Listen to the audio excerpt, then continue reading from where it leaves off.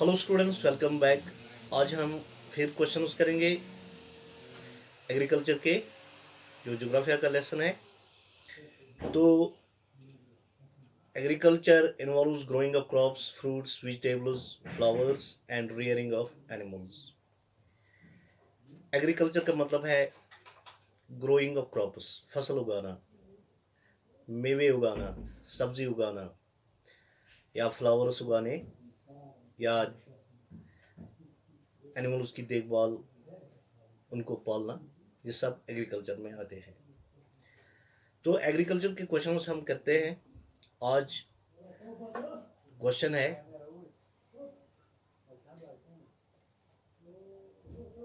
what is subsistence farming? So far the farming is concerned, so far the agriculture is concerned, so far the farming is concerned, farming is practiced in various ways depending on the geographical conditions, level of technology. Farming can be classified into subsistence farming, commercial farming. Subsistence farming, this type of farming is practiced to meet the need of farmers' family. Substance farming वो होती है जो छोटे level पर farming की जाती है। Farmers जो उगाई करता है, कल्टीवेशन करता है, बेसिकली वो फैमिली के नीड्स को सेटिस्फाई करने के लिए करता है। तो जो यहाँ लो लेवल ऑफ टेक्नोलॉजी इस्तेमाल होती है, हाउस होल्ड लेबर्स इस्तेमाल होते हैं, तो इन इस यहाँ आउटपुट जो होता है वो छोटा होता है, जो फैमिली के नीड्स ही को सेटिस्फाई के लिए होता है। तो जो ये सब्सटेंस फार्मिंग है, एग्रीकल्चर है, इसके दो टाइप्स है। One you called as intensive agriculture, another you can say primitive substance agriculture. Intensive agriculture, in intensive substance agriculture the farmers cultivate small plot of land. इसमें जो फार्मर्स होते हैं, किसान भाई होते हैं, ज़मींदार भाई होते हैं, काश्तकार भाई होते हैं, एक छोटा लैंड, छोटा प्लॉट इस्तेमाल करते हैं, क्योंकि उनके पास छोटा प्लॉट ऑफ लैंड होता है। यहाँ वो सिंपल टूल्स इस्तेमाल करते हैं, मोर लेबर्स इस्तेमाल करते हैं। तो यहाँ वो एक से ज़्यादा क्रॉप इस छोटे प्लॉट लैंड पर कल्टीवेट करते हैं, सीजनल क्रॉप्स कल्टीवेट करते हैं। तो इसको हम कहते हैं इंटेंसिव एग्रीकल्चर।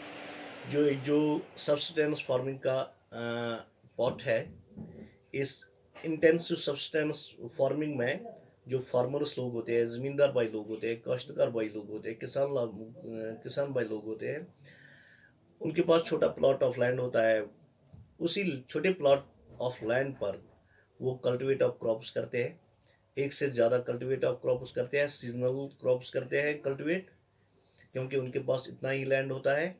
वो सिंपल टूल्स करते हैं इस्तेमाल, और लेबर्स ज़्यादा करते हैं इस्तेमाल। तो इसमें यह होता है subsistence farming.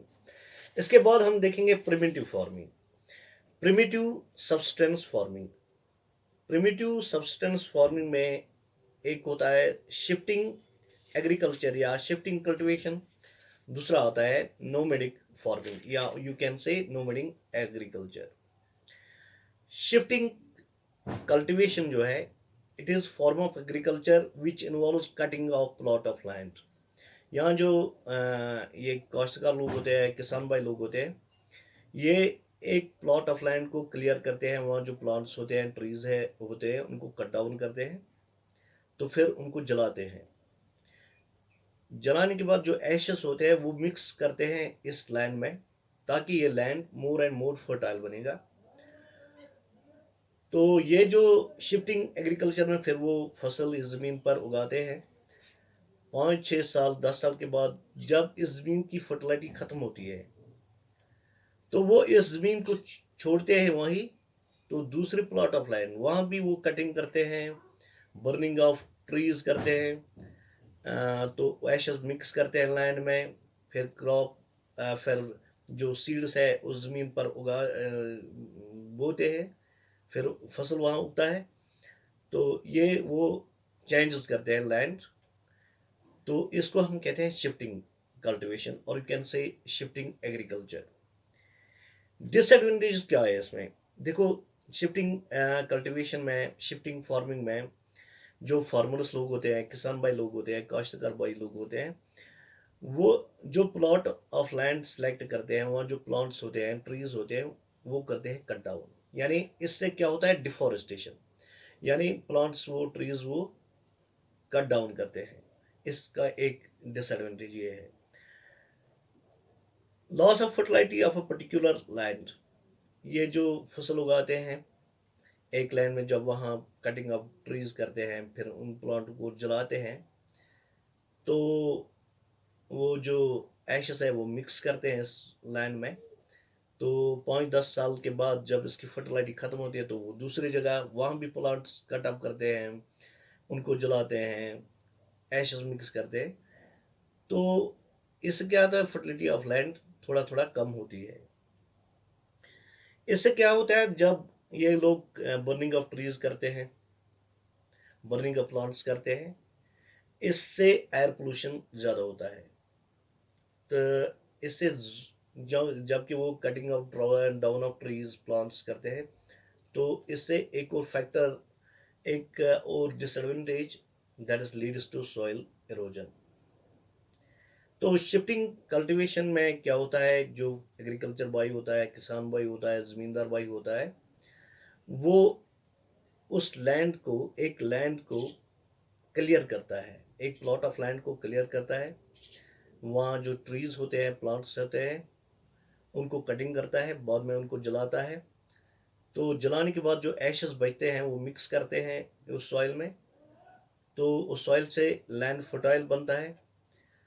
After that time जो एग्रीकल्चर बाई होता है, किसान बाई होता है, इसके बाद वो उस ज़मीन में वो सीड्स बोता है, बाद में फसल बनता है। 5-6 साल के बाद, 10 साल के बाद, जब इस लैंड की फर्टिलिटी ख़त्म होती है, तो वो दूसरी जगह शिफ्ट करते हैं। वहाँ भी वो कटिंग डाउन ट्रीज करते हैं, जलाते हैं उनको। तो फिर सीड्स या फसल बोते हैं ज़मीन में, क्रॉप उगाते हैं ज़मीन में। तो ये चेंज वो करते हैं। इससे क्या होता है? तो leads to deforestation, it leads to air pollution, it leads to soil erosion. इसके बाद नोमैडिक फार्मिंग।